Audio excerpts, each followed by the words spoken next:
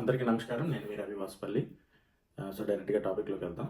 Andhra Pradesh deputy ముఖ్యమంత్రి శ్రీ పవన్ కళ్యాణ్ గారికి central intelligence organization, central like IB intelligence bureau వాళ్ళు వార్నింగ్ ఇచ్చారు.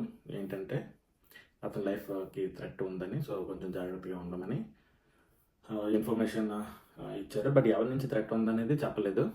యాంటీ సోషల్ ఎలిమెంట్స్ నుంచి థ్రెట్ ఉందని చెప్పారు కానీ, బట్ ఎగ్జాక్ట్గా ఏ గ్రూప్ నుంచి థ్రెట్ ఉందో మాత్రం చెప్పలేదు. నా అంచనా ప్రకారం ఎవరి నుంచి థ్రెట్ ఉన్నది అనేది ఇప్పుడు నేను చెప్పబోతున్నాను. యాక్చువల్గా చాలా న్యూస్ ఛానల్స్లో చెప్పడం ప్రకారం మావోయిస్ట్ గ్రూపుల నుంచి థ్రెట్ ఉంది అని అంటున్నారు.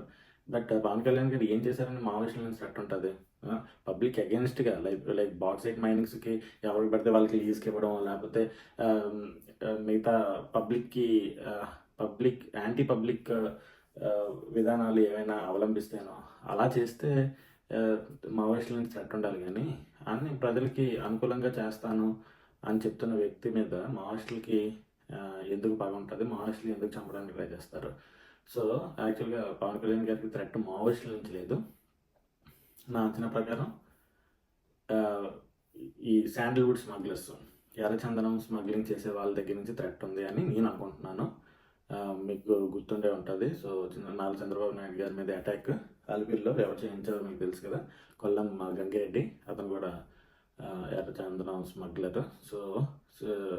ఇప్పుడు అతను ఎక్కడ ఉన్నాడో నాకు తెలియదు. బట్ ఇలా ఎర్రచందనం స్మగ్లర్స్ పవన్ కళ్యాణ్ గారిని టార్గెట్ చేస్తారేమో అని నేను అనుకుంటున్నాను. ఎందుకంటే ఈ శాండిల్వుడ్ స్మగ్లింగ్ మీద పవన్ కళ్యాణ్ గారు ప్రత్యేక దృష్టి పెట్టారు. ఎలాగైనా ఈ స్మగ్లింగ్ని ఆపించాలి, ఆ స్మగ్లింగ్ చేసే వాళ్ళని ఎలాగైనా జైలుకి పంపించాలి, అరెస్ట్ చేసి అని చాలా దృఢ సంకల్పంతో ఉన్నారు. అందువలన ఈ స్మగ్లింగ్ చేసే వాళ్ళు, అండ్ దట్టు మీరు ఇక్కడ విషయం గమనిస్తే, ఈ స్మగ్లింగ్ వాళ్ళకి వైఎస్ఆర్సీపీకి డెఫినెట్గా లింక్ ఉంటే ఉంటుంది.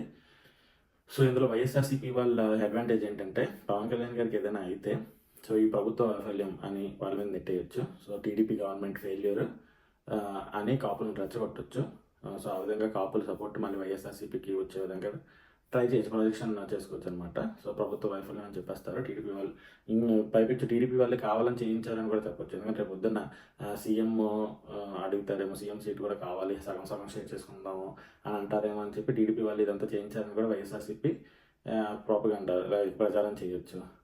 వాళ్ళకి కూడా కొంచెం అడ్వాంటేజ్ ఉంటుంది కాబట్టి వైఎస్ఆర్సీపీ లింక్డ్ శాండిల్వుడ్ స్మగ్లర్స్ నుంచి పవన్ కళ్యాణ్ గారికి థ్రెట్ ఉంది అనేది నా అంచనా, నేను అనుకుంటున్నది. మావోయిస్టుల నుంచి ఏం థ్రెట్ లేదు. మీరు కనుక ఈరోజు పవన్ కళ్యాణ్ గారు సింగపూర్ నుంచి హైదరాబాద్ ల్యాండ్ అయ్యాక ఎయిర్పోర్ట్లో ఆ వీడియో కనుక మీరు చూస్తే చాలామంది పోలీస్ ఆఫీసర్లు పవన్ కళ్యాణ్ గారికి ఎస్కార్ట్గా వచ్చారు. దీన్ని బట్టి మనకు అర్థమయ్యేది ఏంటంటే, ఆల్రెడీ తన సెక్యూరిటీ బీఫప్ చేశారు, సెక్యూరిటీని చాలా పెంచారని నేను అనుకుంటున్నాను. ఇప్పుడు పవన్ కళ్యాణ్ గారి మీద అటాక్ ఆంధ్రప్రదేశ్లోనే అవ్వాలని లేదు, తెలంగాణలోనైనా అవ్వచ్చు, ఆంధ్రప్రదేశ్లోనైనా అవ్వచ్చు. రెండు చోట్ల ఎక్కడ జరిగినా సరే వైఎస్ఆర్సీపీ అండ్ వైఎస్ఆర్సీపీ వాళ్ళ ఫ్రెండ్ పార్టీ అని మనం చెప్పొచ్చు, బీఆర్ఎస్, వాళ్ళకి అడ్వాంటేజ్ చేస్తారు. తెలంగాణలో అయిందనుకోండి, కాంగ్రెస్ గవర్నమెంట్ ఫెయిల్యూర్ అని చెప్తారు, బీఆర్ఎస్ అడ్వాంటేజ్ తీసుకోవాలని చూస్తుంది. ఆంధ్రప్రదేశ్లో అయితే తెలుగుదేశం వాళ్ళ ఫెయిల్యూర్, వైఎస్ఆర్సీపీ వాళ్ళు అడ్వాంటేజ్ తీసుకోవాలని చూస్తారు. ఎక్కడైనా అటాక్ జరగవచ్చు, ఎక్కడ జరిగినా సరే వీళ్ళకి అడ్వాంటేజ్, ఏదో వైఎస్ఆర్సీపీ ఆర్ బీఆర్ఎస్ వాళ్ళకి అడ్వాంటేజ్ అయితే వస్తుంది. ఈ రెండు చోట్ల పవన్ కళ్యాణ్ గారు జాగ్రత్తగా ఉండాలి. అండ్ డెఫినెట్గా సెంట్రల్ గవర్నమెంట్ వాళ్ళు పవన్ కళ్యాణ్ గారికి సెక్యూరిటీ పెంచాలి. ఈ వీడియో కనుక మీకు నచ్చినట్టయితే లైక్ చేయండి, సబ్స్క్రైబ్ చేసుకోండి నా ఛానల్కి. మరిన్ని వీడియోస్ చేస్తాను. Thank you for watching.